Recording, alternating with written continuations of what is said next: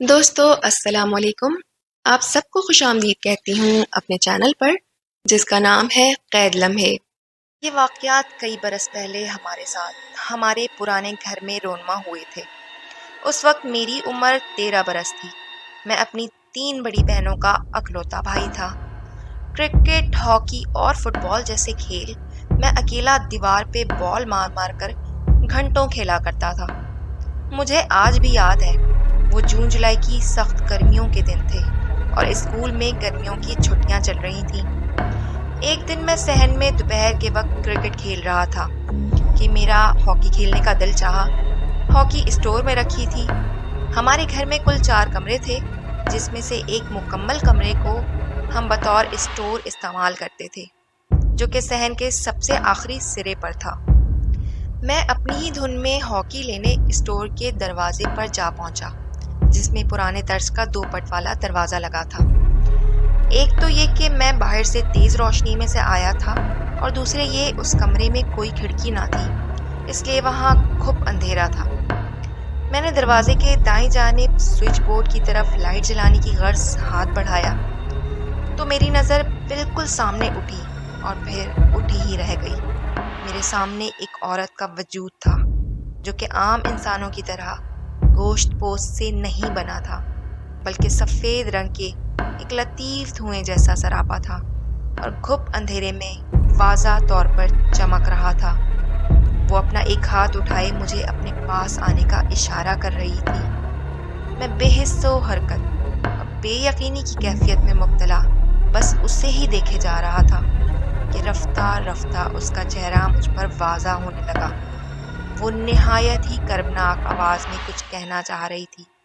اس کا منہ کھلتا کھلتا ایک خوفناک گڑھے نما شکل اختیار کر گیا جہاں سے آگ کے شعلے بلند ہونے لگے تھے۔ چند لمحوں میں اچانک جیسے مجھے ہوش آ گیا۔ میں نے اپنا ہاتھ سوئچ بورڈ سے واپس کھینچا اور اپنی پوری ہمت جمع کر کے مڑا اور بھاگتا ہوا دوسرے کمرے میں اپنی بہنوں کے پاس جا پہنچا۔ وہ سب مجھے گھبرایا دیکھ کر پریشان ہو گئی اور مجھے بٹھا کر پانی پلایا اور پوچھا کیا ہوا۔ میں نے بمشکل اپنے پر گزری تمام باتیں ان کو بتا دی۔ وہ بولی کیا ہے، کہاں ہے، آؤ ہمیں بھی دکھاؤ، اور مجھے لے کر اسٹور تک گئی اور لائٹ جلا کر مجھے کہا آؤ دیکھو یہاں تو کچھ بھی نہیں ہے۔ میں نے آنکھیں بند کیے ڈرے سہمے اندر جا کر سامنے اسی جگہ کو دیکھا تو وہاں کچھ بھی نہیں تھا۔ پھر بھی میں دیوانہ وار وہاں سے بھاگ کر دوسرے کمرے میں پہنچ گیا۔ امی ابو کسی رشتہ دار کے گھر گئے ہوئے تھے۔ شام تلک جب وہ گھر پہنچے تو مجھے شدید بخار میں مبتلا پایا۔ مجھے بے ہوشی کے دورے پڑ رہے تھے۔ مجھے جب ہوش آتا میں اول فول پکنے لگتا۔ جلدی سے ڈاکٹر کو بلایا گیا اور ڈاکٹر کے علاج سے مجھے جلد شفا ملی، جبکہ امی اور باجیاں مسلسل مجھ پر دم درود کیے جا رہی تھی۔ خیر کچھ عرصے میں وہ واقعہ بھول بھال گیا۔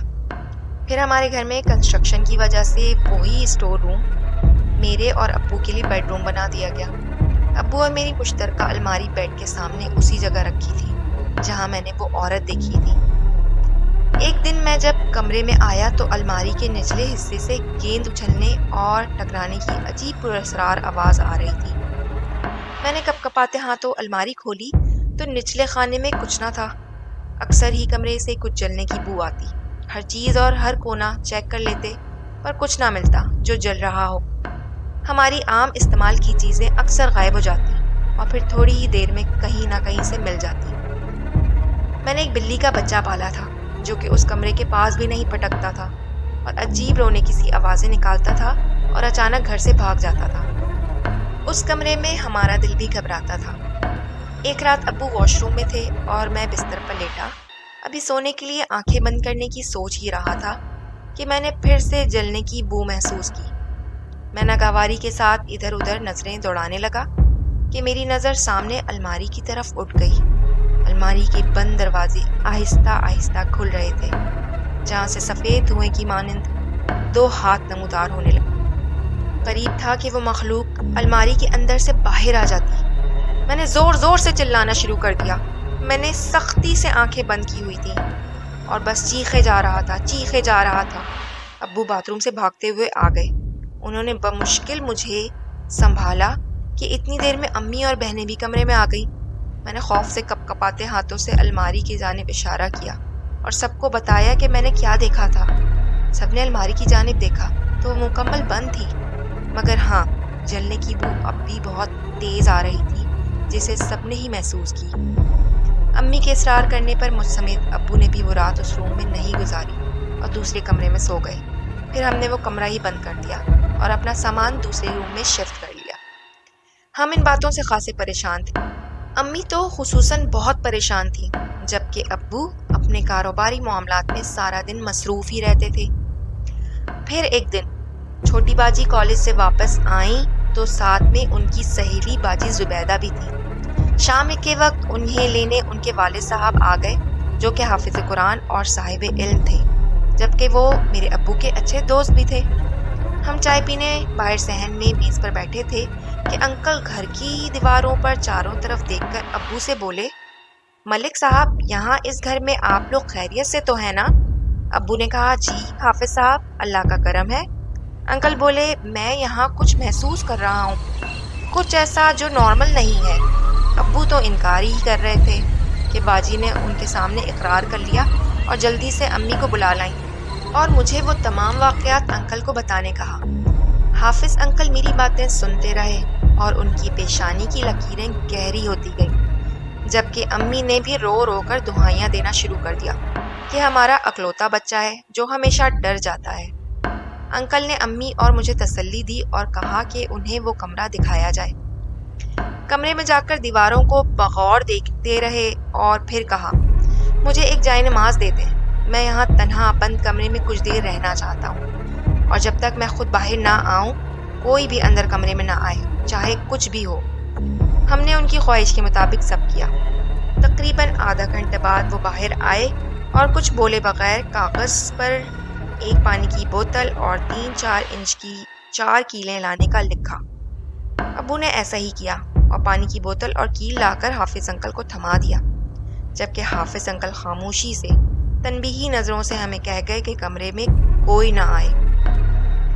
وقت تیزی سے گزر رہا تھا۔ رات کی تاریکی میں گھر کا سناٹا سب کو چبھ رہا تھا۔ سبھی ایک دوسرے کو فکر مندانہ نظروں سے گھور رہے تھے۔ انکل کمرے سے باہر آئے اور بڑی سنجیدگی سے ابو کو مخاطب کر کے انہیں چاروں کیلیں تھما دی اور کہا، ایک ایک کیل گھر کے چاروں کونوں میں سر تک گاڑ دیں، ابھی اور اسی وقت، جبکہ بوتل میں موجود پانی گھر کی تمام دیواروں، کھڑکیوں، دروازوں پر چھڑکوا دیا۔ جب یہ کام ختم ہو چکا تو حافظ انکل نہایت تھکے تھکے انداز میں ابو سے مخاطب ہوئے، جیسے وہ شدید مشقت کر کے آئے ہوں۔ انکل نے ابو سے پوچھا کہ ملک صاحب، آپ نے یہ گھر کس کو دیا تھا؟ ابو نے کہا، ہم پچھلے کئی سالوں سے اس گھر میں مقیم ہیں، تو گھر کس کو دینا تھا؟ انکل کہنے لگے، اچھے سے یاد کریں کہ آپ سے کبھی کسی نے گھر کی چابی مانگی ہو اور آپ نے دے دی ہو۔ ہاں، تبھی ابو کو یاد آیا، مگر یہ تو ہمارے اس گھر میں شفٹ ہونے سے بہت پہلے کی بات ہے۔ حافظ انکل کے پوچھنے پر ابو نے بتایا کہ جب یہ مکان ابھی لیا ہی تھا اور تب ہم دوسرے ایریا میں رہتے تھے، تو ایک دن ایک دور کے رشتہ دار جو یہاں اس گھر میں ہمارے پڑوسی تھے آئے اور کہنے لگے کہ ان کی بہو کی میت ہو گئی ہے، مہمان آئے ہیں دوسرے شہروں سے جنہیں ٹھہرانا ہے، 1-2 دن کے لیے چابی دے دو۔